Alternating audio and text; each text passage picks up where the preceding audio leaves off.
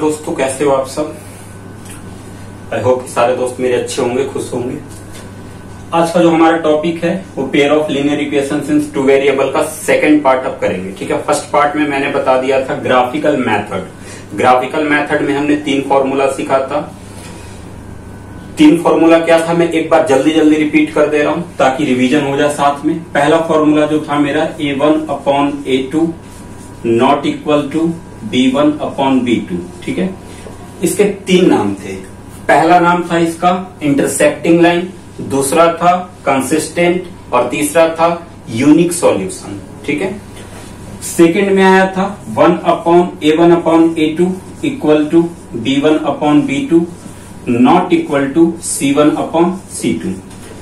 इसके भी 3 नाम थे। वो कौन कौन से थे? पहला नाम था नो सॉल्यूशन, इसके कोई सॉल्यूशन नहीं होते। दूसरा नाम इनकंसिस्टेंट यानी कि असंगत, और तीसरा नाम पैरेलल लाइन यानी कि समांतर रेखा। ठीक है, तीसरा फॉर्मूला था A1/A2 equal to B1/B2 equal to C1/C2। यहाँ पे क्या था कि तीनों वैल्यू इसके बराबर होते हैं, इसलिए इसका इन्फिनिटली मैनी सॉल्यूशन, मतलब अपरिमित रूप से अनेक हल। इसके जितना चाहे उतना हल निकाल सकते हैं हम। ठीक है, इंडेफिनिट है, मतलब जितना अनंत है ये। ठीक, एक तो हो गया इन्फिनिटली मैनी सॉल्यूशन। ठीक, दूसरा नाम इसका हो गया कंसिस्टेंट। कंसिस्टेंट में ये डिपेंडेंट होता है, डिपेंडेंट मतलब ये स्वतंत्र होता है। ठीक है, दूसरा हो गया कंसिस्टेंट। देखो याद रखना कि कंसिस्टेंट एक इसका भी नाम होता है A1/A2 not equal to B1/B2, लेकिन ये सिर्फ कंसिस्टेंट होता है। ठीक है, और इसमें जो कंसिस्टेंट होता है वो इंडिपेंडेंट होता है।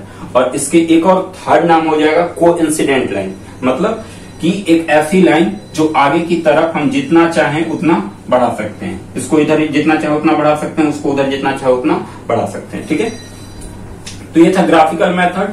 हम ग्राफिकल मेथड से अभी 1-2 क्वेश्चन की प्रैक्टिस करेंगे, इसके बाद हम चलेंगे अलजेब्रिक मेथड पे। ये चैप्टर बहुत इंपॉर्टेंट है दोस्तों, ध्यान रखना, चूंकि बड़ा चैप्टर है और यहाँ से क्वेश्चन भी बहुत सारे आते हैं। बहुत सारे का मतलब 2-3 क्वेश्चन यहाँ से आएंगे। ठीक है, तो आपको इस चैप्टर को बहुत ही इजी तरीके से मैं समझाऊंगा और इजीली आप समझ भी जाओगे। कोई खास नहीं है चैप्टर में, कुछ खास चीजें नहीं है, थोड़ी बहुत चीजें हैं जो हमें समझना है। तो वो जब प्रैक्टिस करेंगे हम क्वेश्चन की, तो सारी जो भी डाउट माइंड में उठेगा वो सारे डाउट क्लियर हो जाएंगे। ठीक है, तो अब हम स्टार्ट करते हैं क्वेश्चन नंबर फर्स्ट। देखो यहां से क्या होगा कि ग्राफिकल मेथड से कुछ वैल्यूज निकालने के लिए पूछेगा। ठीक है, 2 इक्वेशन रहेगा, लेकिन उस पे एक नाम गिवन रहेगा। जैसे मैंने बताया था ना कि 3 फॉर्मूला और तीनों के 3-3 नाम। ठीक है, अब तीनों के 3-3 नाम में से उन तीनों नाम में से कोई एक नाम दे देगा क्वेश्चन में कि उसका सॉल्यूशन नो सॉल्यूशन है या फिर यूनिक सॉल्यूशन है या फिर इन्फिनिटली मैनी सॉल्यूशन है। अब जो भी नाम होगा उस नाम के अकॉर्डिंग हम उसका फॉर्मूला उठाएंगे और फॉर्मूला पुट कर देंगे। जैसे जैसे A1/A2 B1/B2 C1/C2 की जैसे जैसे वैल्यू हमसे मांगी जा रही है वैसे वैसे उनके वैल्यू को पुट कर देंगे और बहुत इजी तरीके से इनके क्वेश्चन सोल्व हो जाएगा। ठीक है, अब क्वेश्चन नंबर फर्स्ट देखते हैं कि क्या कह रहा है। एक क्वेश्चन में लेता हूं x + 2y + 7 = 0। x + 2y + 7 = 0। और दूसरा इक्वेशन है 2x + ky + 14 = 0। ठीक है, अब देखो ये इक्वेशन है। इस इक्वेशन में क्वेश्चन क्या पूछ रहा है वो क्वेश्चन मैं बता रहा हूं अभी। क्वेश्चन हमसे कह रहा है कि for what value of k will the equation ये हो गया रिप्रेजेंट द कोइंसिडेंट लाइन। अब याद करो उन तीनों फॉर्मूले में से कोइंसिडेंट लाइन किस फॉर्मूले का नाम था? तो कोइंसिडेंट लाइन में तीनों वैल्यूज क्या थे? आपस में एक दूसरे के इक्वल थे। ठीक है, तो हम लिखेंगे for coincident line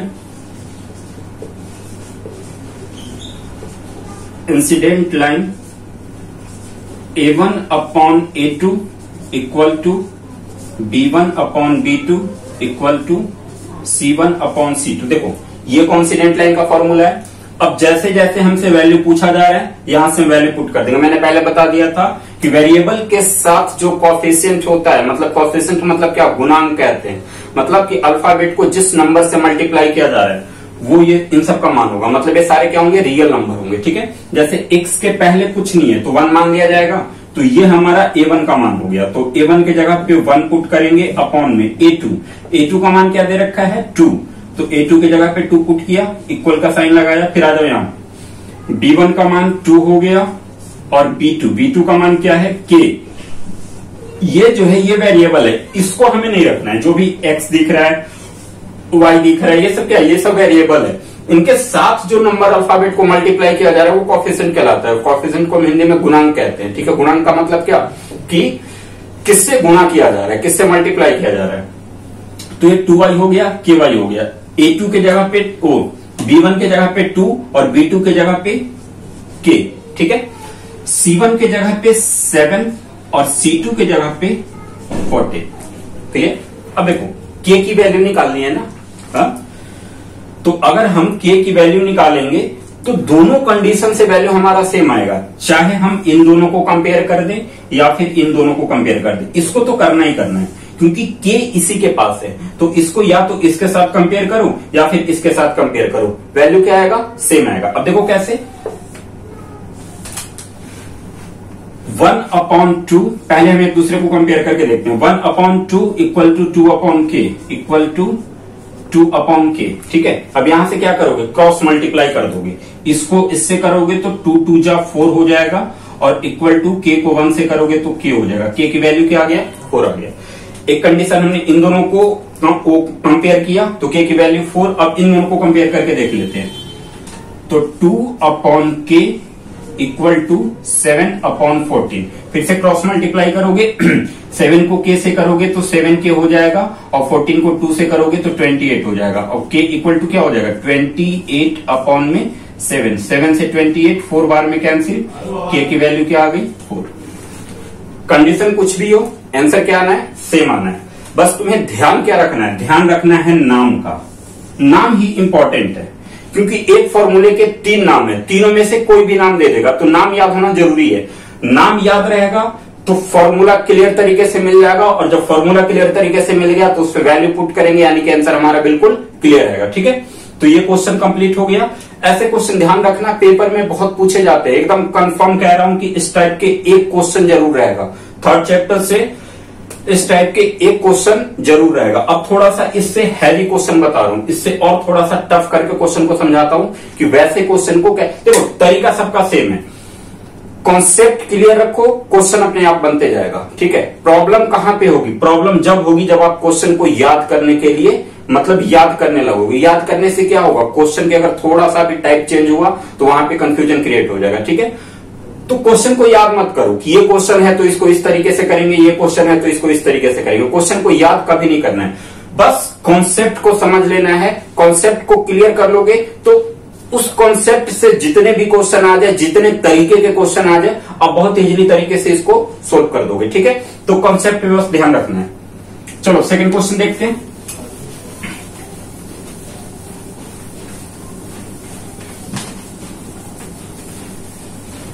question number एक और लेता हूं मैं, पहले इक्वेशन लिख लेता हूं, 2x plus y minus 7 equal to 0। ये इक्वेशन फर्स्ट है। Equation second, a minus 1 into x plus a plus 1 into y और इक्वल टू 3a माइनस 1, ठीक है। Question equation first, equation second. अब इस पे क्वेश्चन क्या कह रहा है, क्वेश्चन ये कह रहा है कि find the value of a for which the following pair of linear equation has infinitely many solution. देखो नाम चेंज हो गया, पिछले क्वेश्चन में हमने कोइंसिडेंट से किया था, जबकि कोइंसिडेंट का भी सेम फॉर्मूला था और ये जो इन्फिनिटली मैनी सॉल्यूशन आया है इसका भी सेम फॉर्मूला है। तो मैंने अभी क्या समझाया आपको कि नाम याद रखना है, ठीक है। एक फॉर्मूला लिखो, तीनों में से कोई भी एक फॉर्मूला, और उसके तीनों नाम लिख लिख के प्रैक्टिस करते रहो, ज्यादा नहीं 5-6 दिन करो, ये एकदम फिक्स तरीके से माइंड में बैठ जाएगा। जब भी इसकी जरूरत पड़ेगी माइंड ऑटोमेटिक आपको फॉर्मूला निकाल के आपको दे देगा, ठीक है। तो प्रैक्टिस बहुत जरूरी है, अभ्यास। प्रैक्टिस जितना ज्यादा करोगे मैथ में उतने ज्यादा मैथ तुम्हारे पास आएगी। प्रैक्टिस छोड़ दोगे तुमसे दूर जाने लगेगी, ठीक है। तो अब इसका कौन से फॉर्मूले पे करना है, तो इसका कह रहा है कि pair of linear equation has infinitely many solution. ठीक है, तो पहले हम एक बार लिख लेते हैं for infinitely many solution, infinitely many solution. Infinitely many solution का फॉर्मूला क्या है? तो फॉर्मूला है A1 upon A2 equal to B1 upon B2 equal to C1 upon C2। देखो इसकी भी तीनों वैल्यू क्या है? बराबर है, मतलब फॉर्मूला तो सेम है, नाम चेंज हो गया। पहले में कोइंसिडेंट आया, दूसरे में इन्फिनिटी मैनी सॉल्यूशन आया, लेकिन दोनों का फॉर्मूला क्या है? सेम है। तो जैसे उस क्वेश्चन को किया वैसे ही हम इस क्वेश्चन को भी करेंगे। ठीक है, बस हमें क्या करना है, A1 A2 B1 B2 C1 C2 के जगह पे उनकी वैल्यू को पुट कर देना है। तो चलो हम स्टार्ट करते हैं। A1 के जगह पे क्या दे रखा है? 2, तो A1 के जगह पे 2 रखेंगे। अच्छा A2 के जगह पे क्या है? देखो ये तो वेरिएबल हो गया, x जो है हमारा वो वेरिएबल हो गया, और x के साथ यानी कि वेरिएबल के साथ जिस नंबर को भी या जिस अल्फाबेट को ये मल्टीप्लाई किया जा रहा है वो A2 का मान होगा, क्योंकि ये कोएफिशिएंट कहलाएगा। तो A-1 जो होगा वो A2 का मान हो जाएगा। ठीक है, अब आगे B1 अपॉन B2, B1 के जगह पे क्या है? देखो y के साथ किसी भी नंबर को मल्टीप्लाई नहीं किया जा रहा है, तो क्या मान लेंगे? 1। ठीक है, तो y B1 के जगह पे 1 हो गया। B2 के जगह पे क्या है? y को किस नंबर से मल्टीप्लाई किया जा रहा है? A+1 से, तो ये कोएफिशिएंट यानी कि B2 की वैल्यू क्या हो गई? A+1। क्लियर? अब C1 अपॉन C2 पे आ जाओ। देखो C1 की वैल्यू क्या है? -7 है, तो C1 की जगह पे हम -7 रखेंगे। अच्छा, अगर हम इसकी वैल्यू को इस तरफ कर दें, मतलब -7 को उठा के इधर कर दें, तो इधर आने के बाद एक संख्या किसमें चला जाएगा?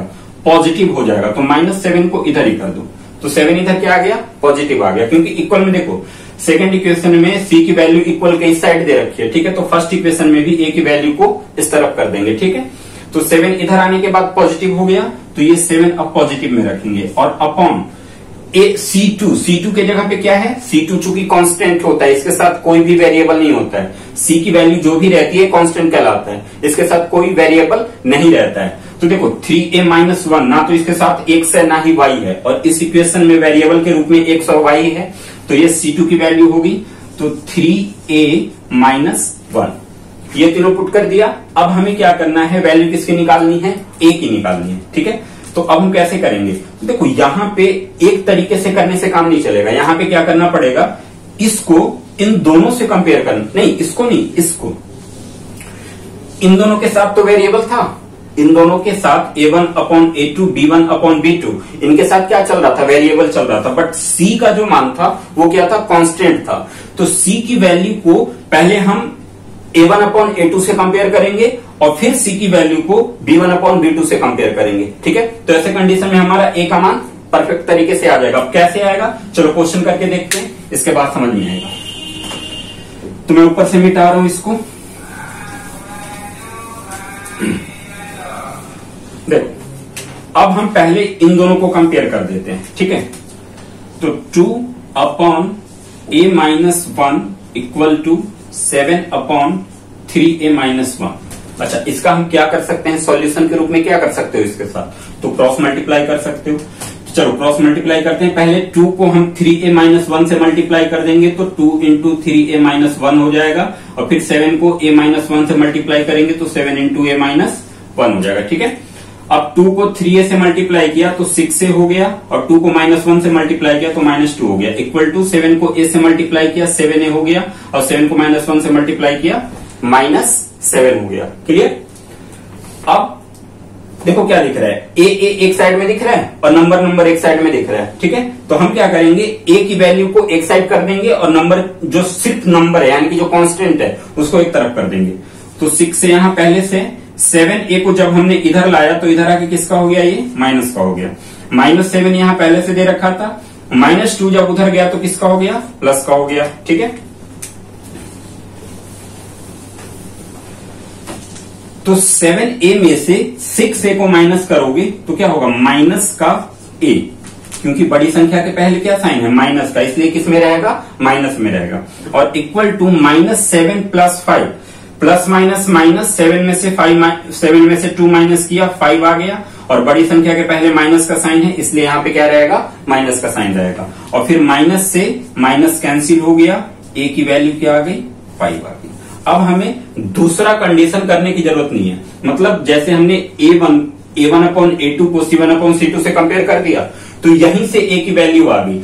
अगर इसी को हम B1 अपॉन B2 से कंपेयर करें तो ऐसे कंडीशन में भी आंसर क्या आएगा? 5 आएगा। आप खुद से प्रैक्टिस कर सकते हो, मैंने एक बस तरीका बता दिया, अगला आप खुद से करना, ठीक है।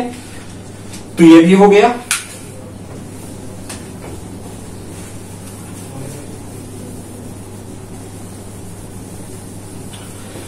चलो अब हमारा करीब करीब ग्राफिकल मेथड कंप्लीट हो चुका है। ग्राफिकल मेथड में अब एक टॉपिक रह गया है कि अगर क्वेश्चन को ग्राफ पे दर्शाने के लिए बोल दिया जाए तो उसको कैसे करेंगे। देखो, चूंकि ग्राफ पे दर्शाने के लिए क्वेश्चन बहुत कम पूछा गया है, आज तक ज्यादातर नहीं पूछा गया है, तो वो ज्यादा इंपॉर्टेंट नहीं है, बट समझना जरूरी है, ठीक है।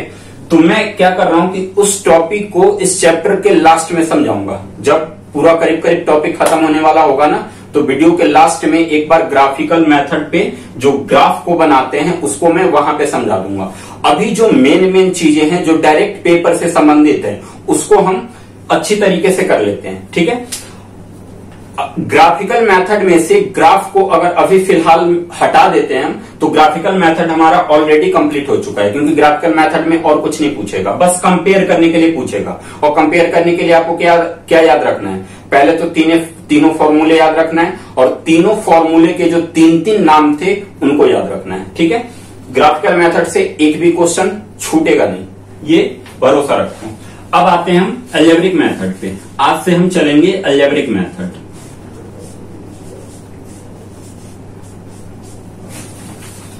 अलजेब्रिक मेथड, ठीक है, अलजेब्रिक मेथड। अच्छा, अलजेब्रिक मेथड में क्या क्या होता है? तो देखो, अलजेब्रिक मेथड में 4 टाइप के क्वेश्चन पूछे जाएंगे। मतलब है क्या, इक्वेशन सेम रहेगा, 2 इक्वेशन आएगा हर मेथड पे, ठीक है। हर मेथड से उसका आंसर भी सेम आएगा, बट तरीका अलग अलग हो जाएगा। मतलब हर मेथड का अपना अलग तरीका है। अब एक क्वेश्चन को किसी भी मेथड से कर लो, आंसर तुम्हारा वही आना है। जो पहले मेथड से करोगे जो आंसर आएगा, वही आंसर दूसरे मेथड से करोगे तो भी आएगा। बट दोनों मेथड में डिफरेंस क्या है? दोनों मेथड का करने का तरीके में डिफरेंस है, ठीक है। उनके कंडीशन बदल जाएंगे, करने का जो तरीका होता है, कंडीशन होता है, वो बदल जाएगा। तो अब हम सीखते हैं कि इसमें कौन कौन से मेथड आता है। तो सबसे पहले नंबर पे आ जाता है सब्स्टिट्यूशन मेथड। सब्स्टिट्यूशन मेथड, जिसको हम हिंदी में कहते हैं प्रतिस्थापन विधि। प्रतिस्थापन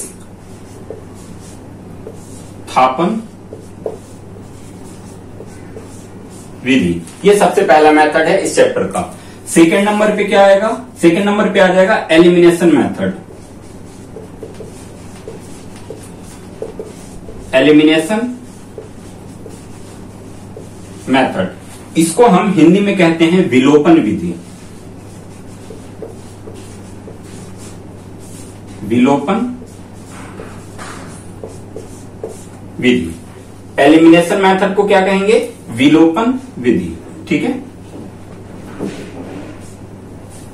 अब थर्ड नंबर पे cross multiplication method. Cross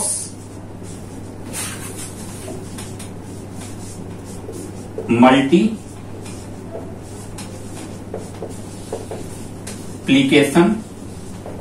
method, इसको हिंदी में कहते हैं व्रज गुणन विधि। व्रज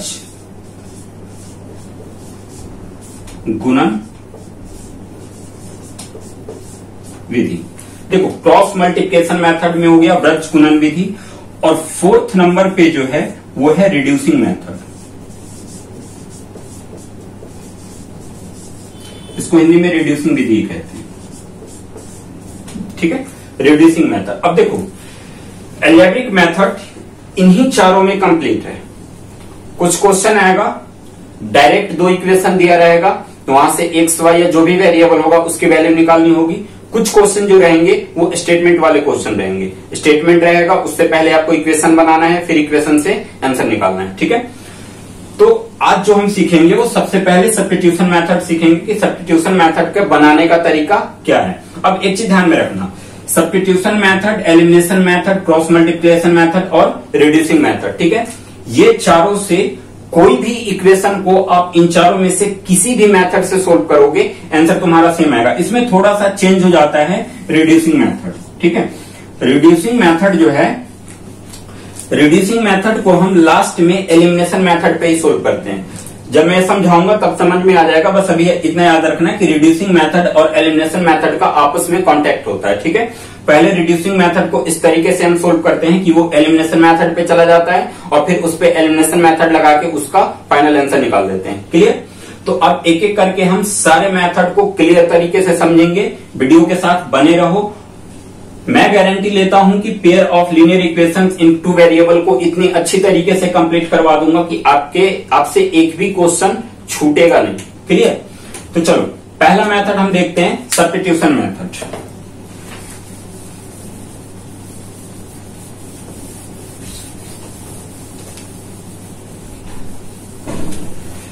पहला मेथड जो है वो क्या है? Substitution method.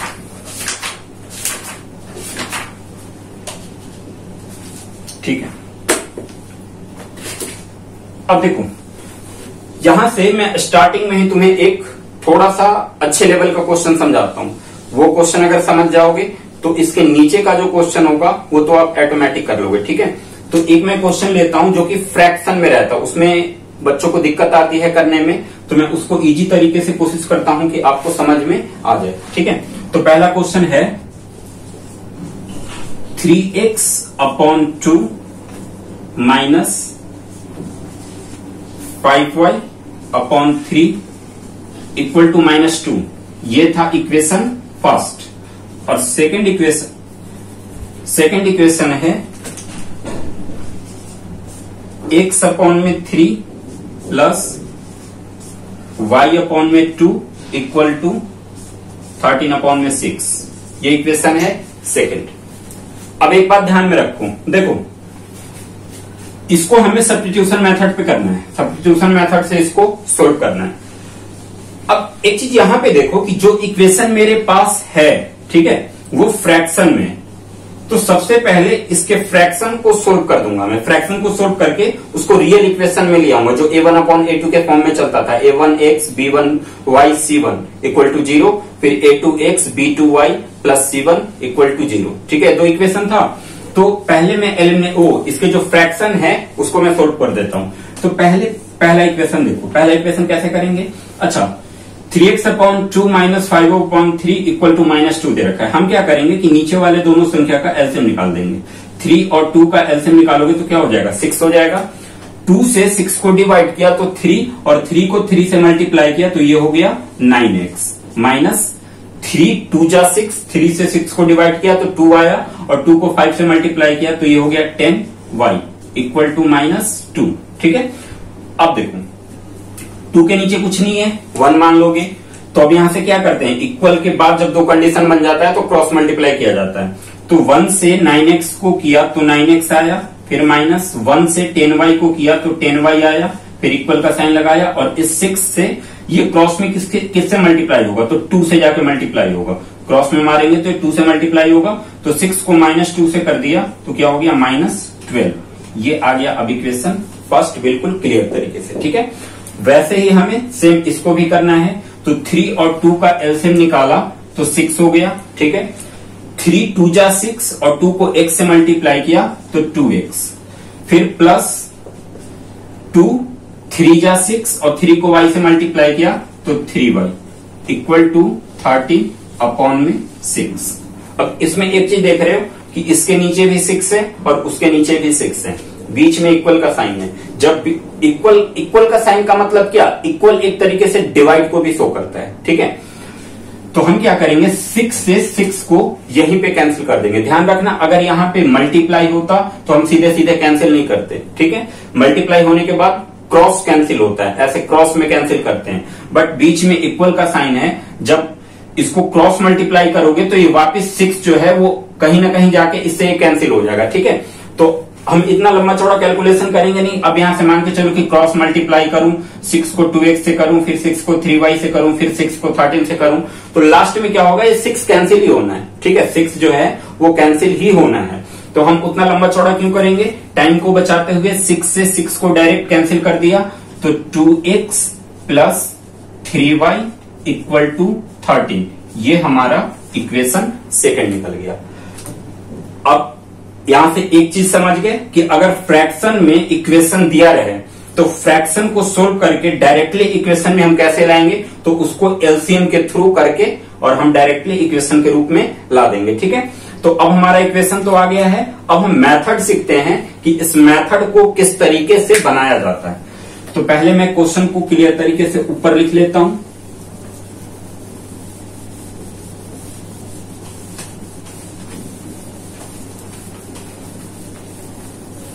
देखो, अब ध्यान से समझना। पहला इक्वेशन है 9x minus 10y equal to -12 और दूसरा इक्वेशन है 2x plus 3y equal to 13। ये था हमारा इक्वेशन फर्स्ट, ये था इक्वेशन सेकंड। अब यहां से मैं सब्स्टिट्यूशन मेथड स्टार्ट कर रहा हूं। ठीक है, तो मेरी एक एक आवाज पे ध्यान रखना, जैसे जैसे मेरे हाथ चलेगा वहां पे ध्यान रखना, सारा कुछ एकदम क्लियर तरीके से समझ में आएगा। अब देखो, सब्स्टिट्यूशन मेथड का जो पहला स्टेप उठाना है वो क्या लेना है, तो सबसे पहले हम एक छोटा सा स्टेटमेंट डाल देंगे कि टेक इक्वेशन।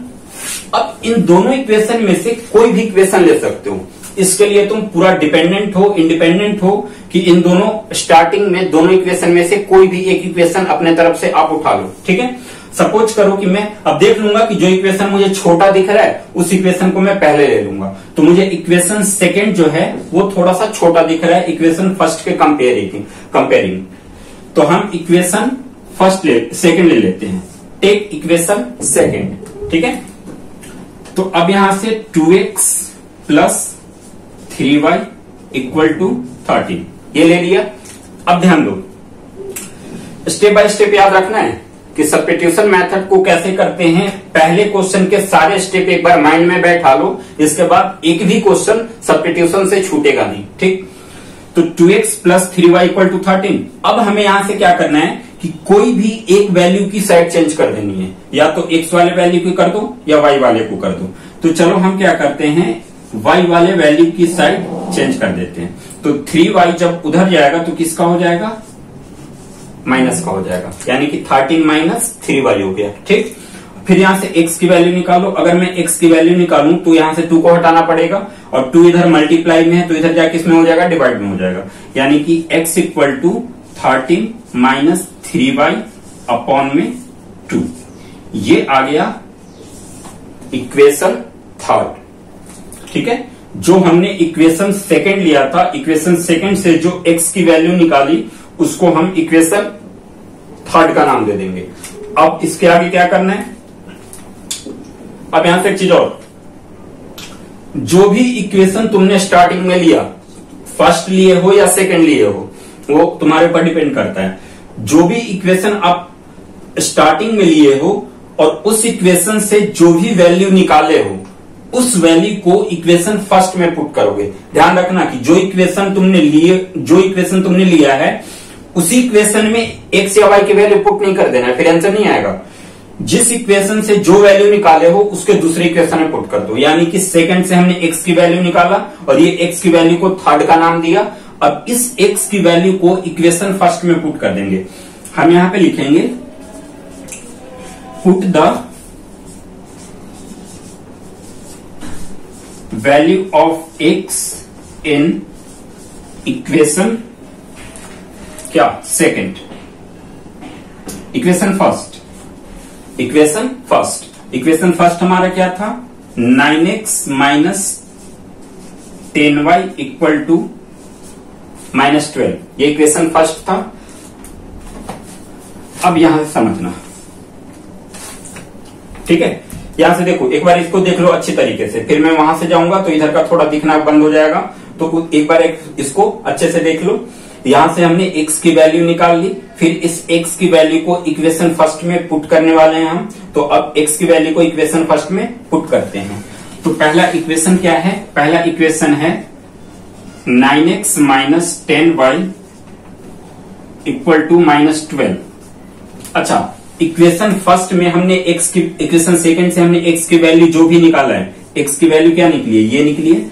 अब इस x की वैल्यू को इस x के पास पुट कर देना है, ठीक।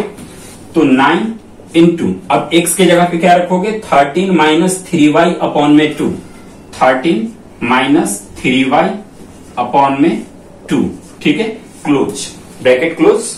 फिर आगे माइनस 10y और इक्वल टू माइनस 12। क्लियर है यहां तक। अब देखो, चूंकि 2 से 9 को तो हम कैंसिल कर नहीं सकते, दोनों अलग अलग टेबल में चला गया है, तब हमारे पास क्या ऑप्शन बचता है कि 9 से इन दोनों को मल्टीप्लाई कर दूं, ठीक है। तो 9 को 13 से मल्टीप्लाई करोगे तो क्या आ जाएगा, 117 हो जाएगा। 13 9 जा क्या होता है, 117। और फिर 9 को माइनस 3y से मल्टीप्लाई करेंगे तो माइनस 9 3 जा 27 और इंटू y 27y। क्लियर। इसके नीचे क्या है, 2 है, तो 2 का तो हमने कुछ किया नहीं है, तो 2 अपनी जगह पे रहेगा। और फिर यहां से आ जाएगा minus 10y equal to minus 12। अब एक चीज यहां पे देख रहे हैं कि जैसे ये पूरा इक्वेशन आपस में कनेक्ट था ना, ठीक है, तो इसको तो सोल्व करने के बाद ये आ गया, बट 10y वैसे ही रह गया। अब इसके नीचे हम देख रहे हैं कि यहाँ पे डिनोमिनेटर भी लग रहा है, तो हम क्या करेंगे कि इसके नीचे भी एक डिनोमिनेटर को डाल देंगे जो कि 1 का रूप होगा, ठीक है। 1 का मतलब क्या, कि जिस संख्या के नीचे कोई संख्या नहीं दिख रहा है तो वहां पे क्या लगाओगे, 1। मैथ में जिसका कोई नहीं होता उसका 1 होता है, ठीक है। तो अब 2 1 का एलसीएम क्या हो जाएगा, 2 हो जाएगा। 2 से 2 को डिवाइड किया 1, और 1 से इन दोनों को मल्टीप्लाई किया तो ये दोनों सेम वैसे ही आ गए, 117 माइनस 27y, ठीक। और फिर ये साइन लगाएंगे माइनस का यहाँ पे। अब 1 से 2 को डिवाइड करेंगे तो क्या होगा, 1 2 जा 2 यानी कि 2 आया, और 2 को 10y से मल्टीप्लाई करेंगे तो 10 2 जा 20y equal to minus 12। Clear यहां तक। अब देखो,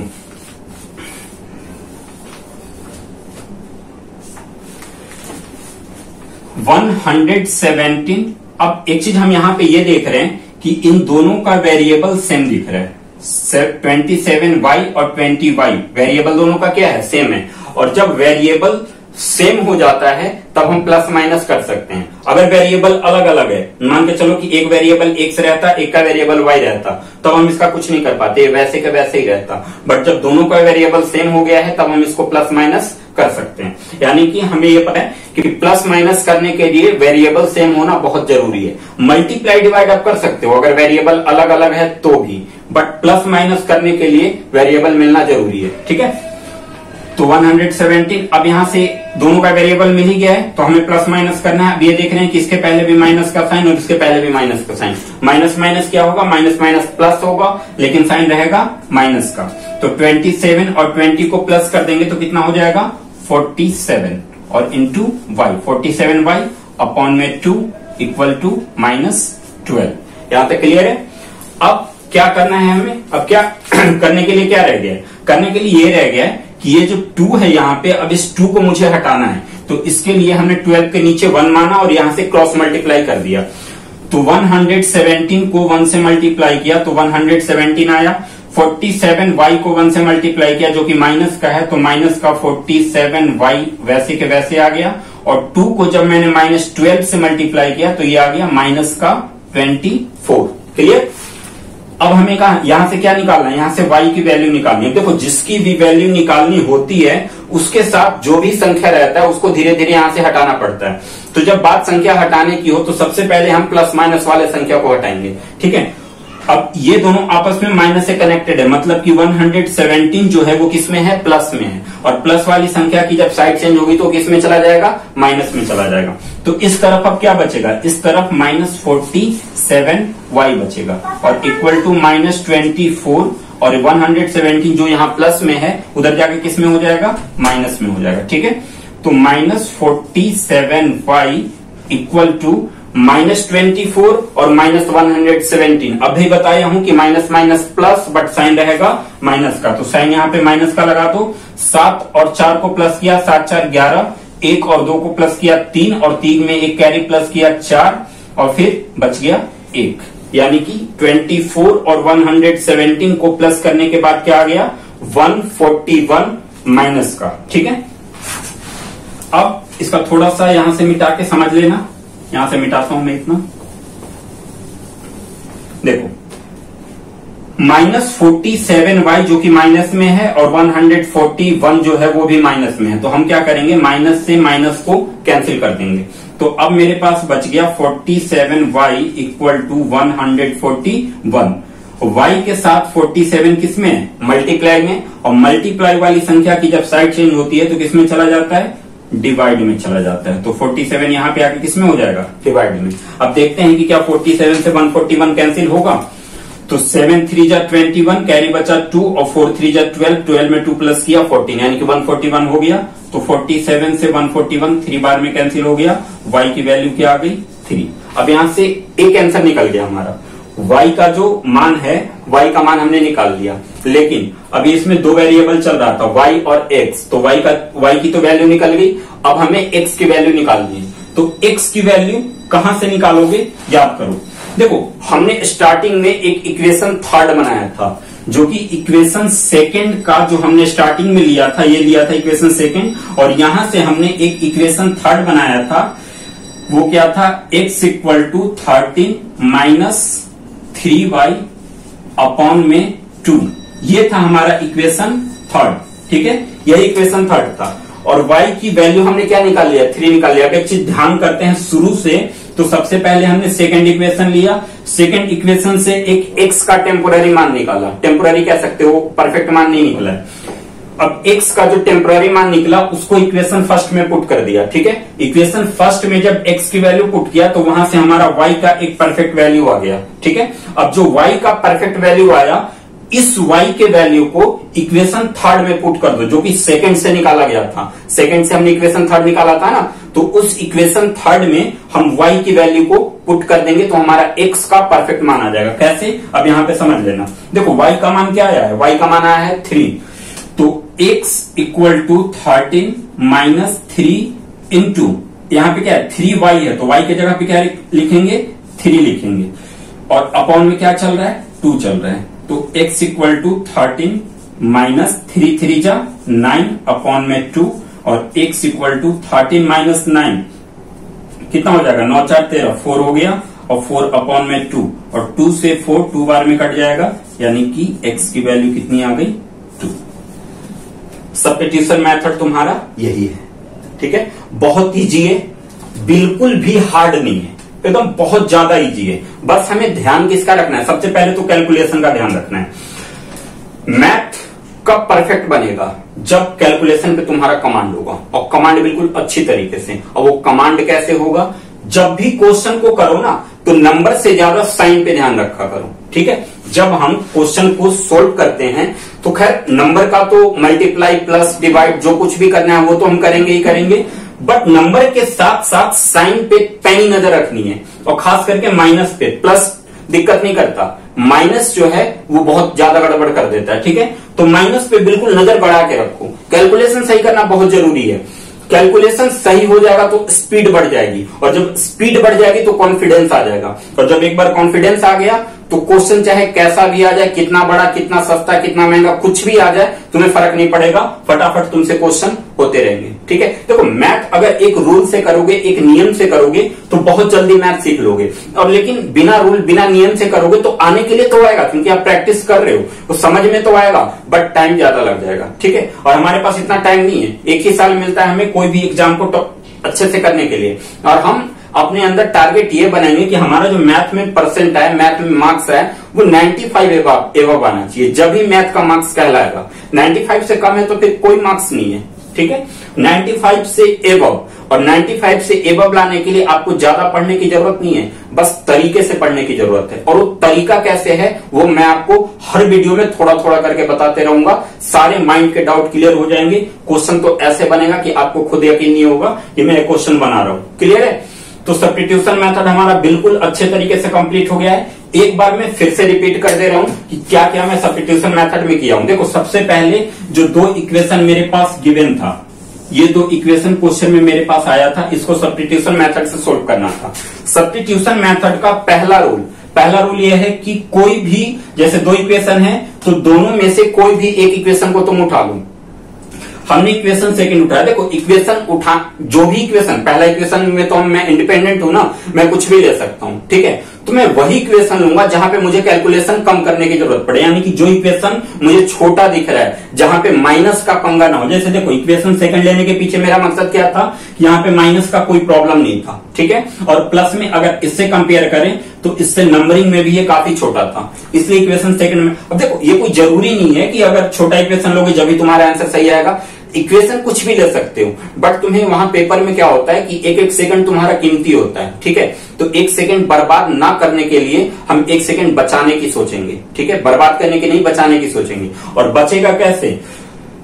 जितना कम कैलकुलेशन में हमारा काम चल रहा है, हाथ चलाने की ज्यादा जरूरत ना पड़े, जो भी कैलकुलेशन हो ज्यादातर कैलकुलेशन को माइंड से करना सीखो, ठीक है।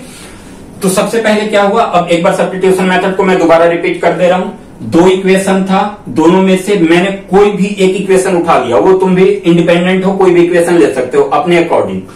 मैंने यहां से इक्वेशन सेकंड लिया। अच्छा, सेकंड इक्वेशन को जब मैं सोल्व किया, सेकंड इक्वेशन में करना क्या रहता है, कोई भी एक वैल्यू की साइड चेंज कर दो और फिर यहां से एक्स और वाई जो भी वैल्यू का मतलब मान निकालना है, वहां से एक टेम्पोररी मान निकाल दो, जो कि हमारा टेम्पोररी मान देखो आ गया था ये x इक्वल टू, देखो सबसे पहले 3y को इधर भेजा तो माइनस का हो गया 13 माइनस 3y, और फिर 2x equal to 13 minus 3y हो गया। अब यहां से 2 को भी हटाना था, तो 2 को इधर x के साथ 2 किस में है, मल्टीप्लाई में, तो इसकी साइड जब चेंज होगी तो डिवाइड में चला जाएगा। तो देखो यहां से 2 हट के यहाँ पे नीचे अपॉन में यानी कि डिवाइड में आ गया, और ये इक्वेशन हमारा थर्ड हो गया था, ठीक है। अब इस इक्वेशन का लास्ट में काम है, बिल्कुल लास्ट में, जब हम इक्वेशन फर्स्ट से वैल्यू निकाल लेंगे तो इक्वेशन फर्स्ट की जो वैल्यू आएगी, या एक्स का हो या वाई का हो, उस वैल्यू को इक्वेशन थर्ड में पुट करके दूसरी वैल्यू निकाल देना है, ठीक। तो पहले इक्वेशन सेकंड लिया, यहां से एक्स का एक टेम्पोररी मान निकाला, उस टेम्पोररी मान को इक्वेशन फर्स्ट में पुट कर दिया। इक्वेशन फर्स्ट में जब मैंने पुट किया तो वहां से वाई का एक परफेक्ट मान आ गया, और फिर इस वाई के इस परफेक्ट मान को इक्वेशन थर्ड में पुट कर दिया तो एक्स का एक परफेक्ट मान आ गया। ये हमारा सब्स्टिट्यूशन मेथड बिल्कुल अच्छे तरीके से आई थिंक कंप्लीट हो चुका है आप लोगों का भी। अगर कहीं डाउट रह गया हो, कहीं कोई पार्ट समझ में ना आया हो, थोड़ा बहुत भी डाउट हो, तो कमेंट जरूर कर देना। देखो कमेंट करने से ये पता चलेगा मुझे खुद को सुधार करने की जरूरत पड़ेगी, ठीक है। आप कमेंट में बताओगे कि हाँ सर यहाँ पे हाँ भैया यहाँ पे डाउट रह गया है, तो मैं क्या करूंगा कि मैं फिर से एक बार मेहनत करूंगा उन क्वेश्चन पे। मैं कोशिश करूंगा कि जितना इजीली तरीके से आपके पास वो क्वेश्चन पहुंचा सकूं, ठीक। मुझे तारीफ नहीं, कमियां मेरी जो भी है वो मुझे बताओ, मैं अपनी कमियों को सुधारते जाऊंगा। बाकी सब्स्टिट्यूशन मेथड हमारा बिल्कुल अच्छे तरीके से कंप्लीट हो चुका है। अब हम आते, अब देखो समझ में तो आ गया, समझ में आने का सिर्फ कोई फायदा नहीं है कि खाली समझ में आ गया और इसको हम छोड़ देंगे, नहीं, ऐसे काम नहीं चलेगा। समझ के साथ साथ आपको सब्स्टिट्यूशन मेथड पे कम से कम 15 क्वेश्चन सोल्व करना है, 15 क्वेश्चन। टारगेट बना लो कि हाँ एक दिन में इतने क्वेश्चन करना है तो करना है, चाहे कुछ भी हो जाए, मुझे अपने क्वेश्चन करने हैं। क्यों? क्योंकि अपना टारगेट जब पूरा कर लोगे ना, एक टारगेट फिक्स करके जब अपना टारगेट पूरा कर लोगे तो अंदर से कॉन्फिडेंस लेवल तुम्हारा बढ़ेगा, ठीक है, एक अंदर से हैप्पीनेस फील होगी, ठीक है। तो इन सब चीजों को ध्यान में रखा करो। सब्स्टिट्यूशन मेथड हमारा अच्छी तरीके से कंप्लीट हो चुका है। अब हम आते हैं एलिमिनेशन मेथड पे। सब्स्टिट्यूशन मेथड ये सीखने के बाद सब्स्टिट्यूशन मेथड पे दोबारा कम से कम 10 से 15 क्वेश्चन की प्रैक्टिस कर लेना, ये मेथड बिल्कुल अच्छे तरीके से माइंड में फीड हो जाएगा। क्लियर? अब हम एलिमिनेशन मेथड सीखते हैं कि एलिमिनेशन मेथड क्या होता है।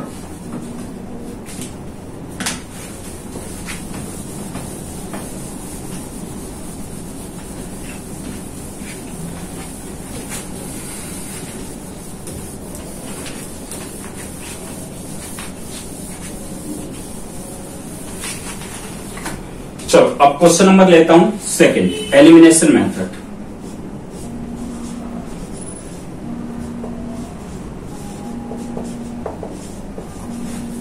एलिमिनेशन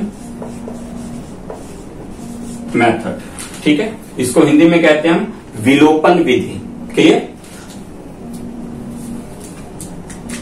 अब यहां से मैं क्वेश्चन लेता हूं।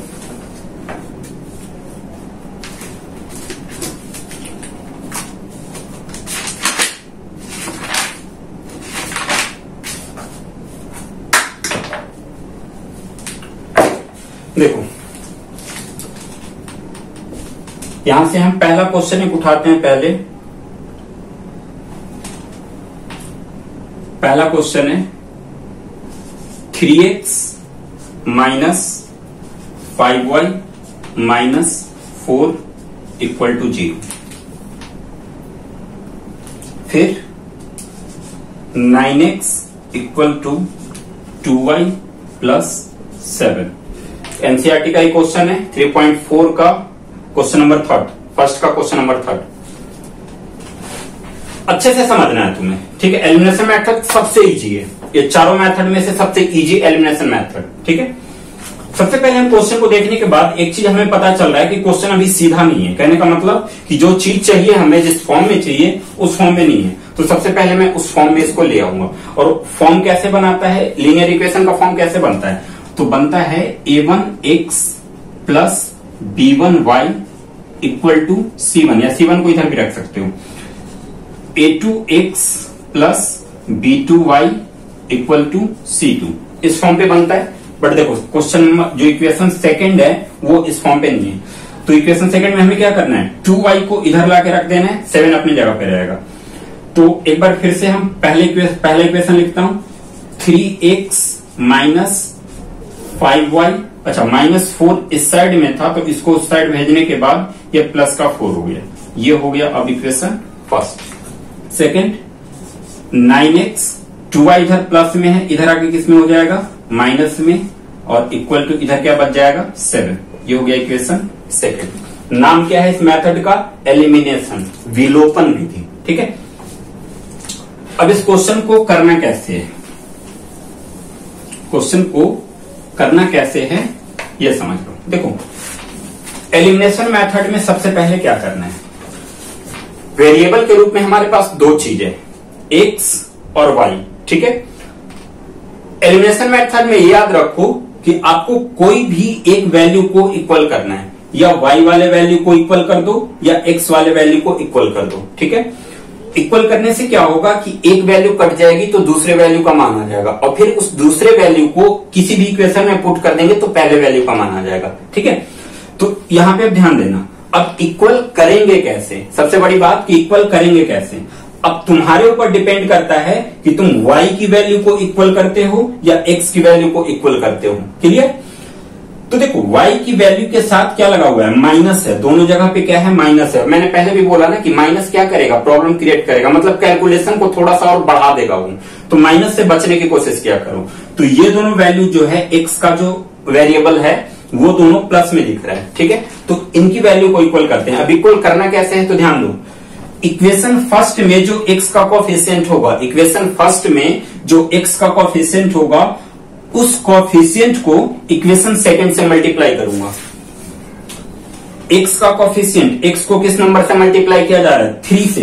तो इस 3 को मैं इक्वेशन सेकंड में मल्टीप्लाई करूंगा, यानी कि इस 3 से इक्वेशन सेकंड को मल्टीप्लाई करूंगा। अब इक्वेशन सेकंड में आ जाओ। इक्वेशन सेकंड में जो x का वेरिएबल हो, x का कोएफिशिएंट होगा, ठीक है। x का कोएफिशिएंट क्या है, यहाँ पे 9 है। तो इस 9 को इक्वेशन फर्स्ट से मल्टीप्लाई करूंगा। एलिमिनेशन मेथड का पहला रूल देखो, एलिमिनेशन मेथड में क्या है कि कोई एक वैल्यू तुम्हें बराबर करने की जरूरत पड़ेगी ही पड़ेगी, ठीक है। बिना एक वैल्यू बराबर किए हम सोल्व नहीं कर सकते। कभी कभार क्वेश्चन में क्या आएगा कि ऑलरेडी वैल्यू बराबर होगी तो हमें बस साइन चेंज कर देना है, या फिर किसी किसी क्वेश्चन में क्या होगा कि वैल्यू भी बराबर होगी और साइन चेंज करने की भी जरूरत नहीं होगी, तो उसको ऑटोमेटिक हम वहीं पे काट देंगे। वो धीरे धीरे समझ जाओगे, पहले इसको समझ लो। बराबर करने के लिए फिर एक बार रिपीट कर रहा हूं, इक्वेशन, अब जो भी वैल्यू बराबर कर रहे हो ये ध्यान में रखना है कि तुम x की वैल्यू बराबर कर रहे हो या y की वैल्यू बराबर कर रहे हो, ठीक है। तो हमने यहाँ पे क्या किया है, x की वैल्यू को बराबर किया है। तो x की वैल्यू को बराबर करने के लिए इक्वेशन फर्स्ट में जो x का कोएफिशिएंट है उसको इक्वेशन सेकंड से मल्टीप्लाई किया, और इक्वेशन सेकंड में जो x का कोएफिशिएंट है उसको इक्वेशन फर्स्ट से मल्टीप्लाई किया, ठीक है। तो 9 को जब 3x से मल्टीप्लाई किया तो 27x हो गया, और फिर यहाँ पे साइन माइनस का था, माइनस का लगा दिया। 9 को जब 5 से मल्टीप्लाई किया तो 9 5 जा 45 होता है, 45y हो गया, और इक्वल का साइन लगा। और 9 को जब 4 से मल्टीप्लाई किया तो 9 4 जा 36, ये हो गया इक्वेशन थर्ड। दो इक्वेशन तो ऑलरेडी था, ये इक्वेशन हो गया थर्ड मल्टीप्लाई करने के बाद। Same condition. अब सेकंड इक्वेशन में 3 को पहले 9 से मल्टीप्लाई करेंगे तो 27x, फिर 3 को -2 से मल्टीप्लाई करेंगे तो -3 2 जा 6 और इंटू y 6y, और फिर 3 को 7 से मल्टीप्लाई करेंगे तो इक्वल टू 21। ये हो गया इक्वेशन 4। क्लियर है? देखो वैल्यू बराबर हो गया, x की वैल्यू हम बराबर करना चाह रहे थे 27 दोनों वैल्यू बराबर हो गया। अब आगे क्या करना है? तो आगे देखो, आगे तुम्हें क्या करना है कि इक्वेशन थर्ड में से इक्वेशन फोर्थ को माइनस कर देना है। ठीक है, हम एक स्टेटमेंट यहां पे चाहें तो डाल दें कि subtract equation fourth from equation third, यानी कि इक्वेशन थर्ड में से इक्वेशन फोर्थ को सब्ट्रैक्ट करने पर स्टेटमेंट डाल सकते हो। स्टेटमेंट डालना अच्छी बात है। ठीक है, इससे क्या होगा कि आपके सॉल्यूशन में एक क्लियरिटी आएगी। ठीक है, जो भी टीचर कॉपी जब चेक करेगा तो उसको कॉपी चेक करने में बिल्कुल प्रॉब्लम नहीं होगी। और देखो, जब कॉपी चेक करते समय टीचर को प्रॉब्लम नहीं होती है तो वो 1-2 नंबर तुम्हारे करने के तरीका जो होता है उससे भी 1-2 नंबर एक्स्ट्रा मिल जाता है आपको। ठीक है, तो पेपर में मायने ये रखता है, सॉल्यूशन मायने नहीं रखता कि सॉल्यूशन तुम कितना करते हो, कितना सही करते हो, कितना गलत करते हो। सॉल्यूशन तो मायने रखेगा ही रखेगा, क्योंकि सॉल्यूशन तो सही होना जरूरी ही है, बट सॉल्यूशन के साथ साथ करने का तरीका ज्यादा मायने रखेगा। ठीक है, कोशिश ये किया करो कि तुम्हारा जो आंसर शीट है वो बिल्कुल नीट एंड क्लीन होना चाहिए, ताकि जब टीचर एक बार आपका पेज पलटे कॉपी का तो देखते ही उसका मिजाज खुश हो जाए। ठीक है, तो करने का तरीका पे अपना खुद ध्यान में रखना है। यहां पे तुम स्टेटमेंट डाल सकते हो कि subtract equation fourth from third. ठीक है, अब इसके आगे करना क्या है? तो इस सब्ट्रैक्ट का मतलब क्या कि माइनस करना होगा ना, तो माइनस करेंगे हम नीचे वाले इक्वेशन के अकॉर्डिंग, यानी कि नीचे वाले इक्वेशन में जो जो भी साइन होगा उस साइन को हम अपोजिट कर देंगे। जैसे 27 के पहले यहां पे कोई साइन नहीं दिख रहा है, किसका मानोगे तुम? प्लस का, और प्लस का अपोजिट क्या हो जाएगा? माइनस, तो ये माइनस में आ गया।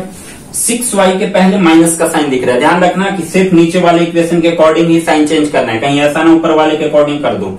ठीक है, तो नीचे वाले इक्वेशन के अकॉर्डिंग ही साइन चेंज करोगे। यहां पे प्लस था तो माइनस हो गया, यहां पे माइनस है तो प्लस हो गया, यहां पे प्लस है तो माइनस हो गया।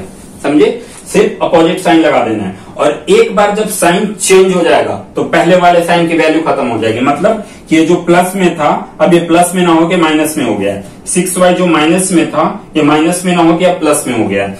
21 जो प्लस में था अब ये प्लस में ना होके माइनस में रह गया। क्लियर है यहां तक? अब क्या हुआ कि 27x एक हो गया प्लस का और दूसरा 27x हो गया माइनस का। प्लस माइनस माइनस, 27x में से 27x को माइनस करोगे तो 0 आ जाएगा। जब सेम चीज में से सेम चीज को माइनस करते हैं तो क्या आता है? 0 आता है। तो या तो इसको 0 लिख दो या फिर डायरेक्ट यहाँ पे इसको कैंसिल कर दो। ठीक है, अब आगे आते हैं। 45y जो है वो किसका है? माइनस का है, और 6y जो है वो किसका है? प्लस का। साइन चेंज होने के बाद ये प्लस का हो गया, इस साइन की तो वैल्यू खत्म हो गई, अब ये साइन रह गया। तो प्लस माइनस क्या होता है? माइनस होता है। तो 45 में से 6 को माइनस करोगे तो क्या हो जाएगा? 39 और y, 39y हो गया। अब एक बार साइन को देख लो, मैंने क्या बोला? नंबर का तो सॉल्यूशन तुम्हें करना ही करना है। नंबर का सॉल्यूशन करने के बाद तुरंत माइंड को कहां पे ले आओ? साइन पे ले आओ, क्योंकि हमारा साइन सही है। तो यहाँ पे एक चीज देख लेते हैं कि बड़ी संख्या के पहले माइनस का साइन चल रहा है, और बड़ी संख्या के पहले जो साइन चलता है वही साइन आंसर में भी रहता है। ठीक है, तो इसका आंसर क्या है? 39y आया है। तो 39y के पहले हम कौन सा साइन लगा देंगे? माइनस का साइन लगा देंगे। क्लियर हुआ? अब 36 में से 21 को माइनस करना है, इक्वल टू 36 में से 36 किसका? प्लस का, और 21 किसका? माइनस का। तो 6 में से 1 को माइनस किया 5, और ये बचा कितना? 3 में से 2 को माइनस किया तो 1, किसका? प्लस का। तो y इक्वल टू क्या हो जाएगा? अब देखो, -39y इक्वल टू क्या हो गया? 15 हो गया। ठीक है, एक मिनट रुकना।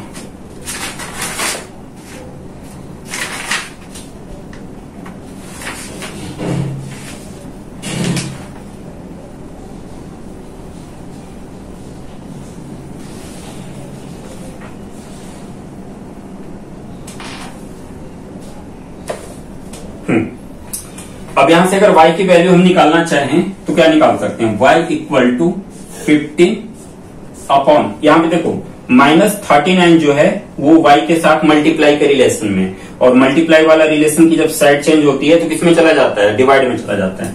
तो यहाँ पे 39 डिवाइड में आ गया।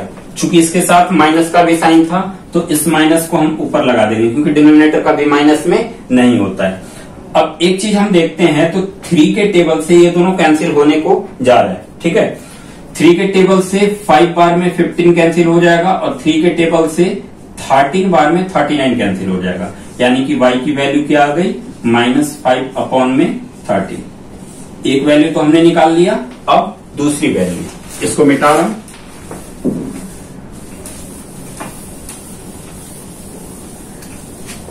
अब देखो y की जो भी वैल्यू आ गई, ठीक है। अब इस y की वैल्यू को कोई भी इक्वेशन में पुट कर सकते हो, इसमें तुम आजाद हो। जैसे सब्स्टिट्यूशन में तुम्हारे ऊपर पाबंदी थी कि अगर इक्वेशन सेकंड लिया तो उसकी जो वैल्यू आई उसको इक्वेशन फर्स्ट में पुट करना है, और इक्वेशन फर्स्ट की जो वैल्यू आई उसको इक्वेशन थर्ड में पुट करना है, ठीक है। बट यहां पे क्या है, एलिमिनेशन मेथड में तुम आजाद हो।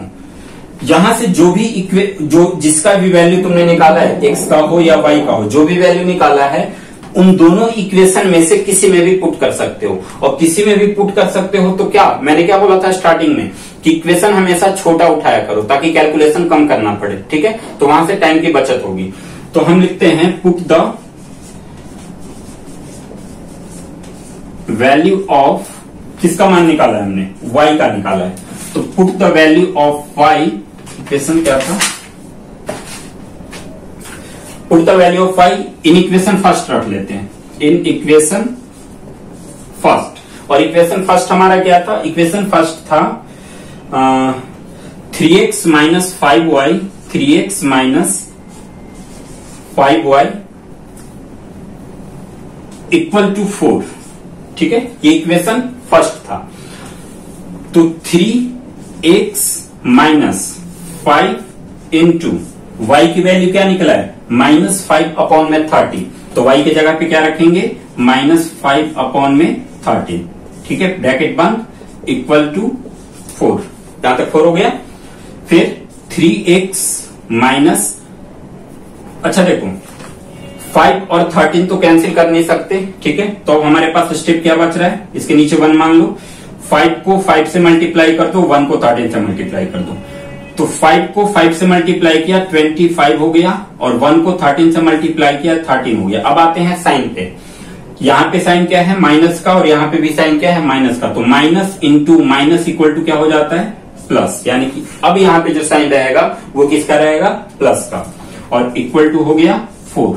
अच्छा, अब यहां से क्या इस वैल्यू को अचानक इधर फिक्स कर दोगे, नहीं, क्योंकि ये दोनों आपस में कनेक्टेड है और एक के साथ डिनोमिनेटर है, तो पहले इसको सॉल्व करना पड़ेगा। यहाँ पे 1 माना, 13 1 का एलसीएम 13 ले लिया, 1 से 13 को डिवाइड किया 13, 13 को 3 से मल्टीप्लाई किया 39x, फिर प्लस 13 को 13 से मल्टीप्लाई, 13 को 13 से डिवाइड किया 1, 1 को 25 से मल्टीप्लाई किया 25 इक्वल टू 4। यहां तक हो गया। अब इस 13 को इससे क्रॉस मल्टीप्लाई करके उस साइड भेज देंगे, यानी कि 39x प्लस 25 इक्वल टू 13 4 जा क्या होता है, 13 4 जा 52, ठीक है, ये आ गया। अब 39x इक्वल टू 25 इधर प्लस में, तो इधर जाके इसमें हो जाएगा माइनस में, 52 पहले से है अपनी जगह पे रहेगा, 25 इधर आया तो माइनस का हो गया। तो अब 39x इक्वल टू 52 में से 25 को माइनस करते हैं तो 7 5 12 7, और ये बचा 4, 4 में से 2 माइनस 2, 27 किसका, प्लस का, क्योंकि बड़ी संख्या के पहले प्लस का साइन है तो प्लस में ही रहेगा। और फिर x इक्वल टू हो जाएगा 27 अपॉन में 39, 39 x के साथ मल्टीप्लाई का रिलेशन बना रहा था तो इधर आके डिवाइड में हो गया। अब 27 39 ये अभी 3 के टेबल से दोनों कैंसिल हो रहा है, तो ये कैंसिल हो रहा है कितने बार में, 9 बार में, और ये कैंसिल हो रहा है 13 बार में। तो x की वैल्यू आ गई 9 अपॉन में 30, y की वैल्यू आ गई थी -5 अपॉन में 13, x की वैल्यू आ गई 9 अपॉन में 30। तो ये था एलिमिनेशन मेथड, जो कि बहुत ज्यादा इजी है। दो इक्वेशन रहेगा, दोनों इक्वेशन में से पहले एक वैल्यू को बराबर करना है, बराबर करने के बाद थर्ड इक्वेशन में से फोर्थ इक्वेशन को माइनस कर देना है, ठीक है। और इसके बाद जो वहां से जो भी पहला मान निकलेगा वो एक्स का निकले या वाई का निकले, उस एक्स या वाई की वैल्यू को आप दोनों में से कोई भी इक्वेशन में पुट कर दोगे, ठीक है, वहां से दूसरा मान आ जाएगा। तो एलिमिनेशन मेथड भी हमारा क्या हो गया, कंप्लीट हो गया। अब इसमें दो मेथड रह रहा है, एक क्रॉस मल्टीप्लिकेशन मेथड, वो की इंपॉर्टेंट नहीं है, आज तक पूछा नहीं गया है, बट सीखना जरूरी है, तो मैं उसका एक क्वेश्चन करवा दूंगा। एक रिड्यूसिंग मेथड रह गया है, और इसके अलावा इस पे जो भी मतलब स्टेटमेंट वाले सवाल है वो रह गया, ठीक है। तो इसको हम अगली वीडियो में सोल्व करेंगे। फिलहाल आपको इतने, आज हमने क्या ग्राफ से क्वेश्चन सीखा, फिर अलजेब्रिक मेथड से सब्स्टिट्यूशन मेथड सीख लिया, एलिमिनेशन मेथड सीख लिया। अब बस दो क्रॉस मल्टीप्लिकेशन और रिड्यूसिंग मेथड दो बाकी है, और इसके अलावा कुछ क्वेश्चन की स्टेटमेंट वाले जो क्वेश्चन आते हैं उनकी प्रैक्टिस करनी है। तो अगले वीडियो में ये चैप्टर पूरा कंप्लीट हो जाएगा। बाकी आज का जो सेशन है इसको अच्छे से देख के अच्छे से समझ लेना। कोई भी डाउट हो कमेंट में तुरंत बता दो, अगली वीडियो में उस डाउट को मैं क्लियर तरीके से सॉल्व करवा दूंगा, ठीक है। तो अब नेक्स्ट वीडियो में मिलते हैं, तब तक के लिए बाय बाय।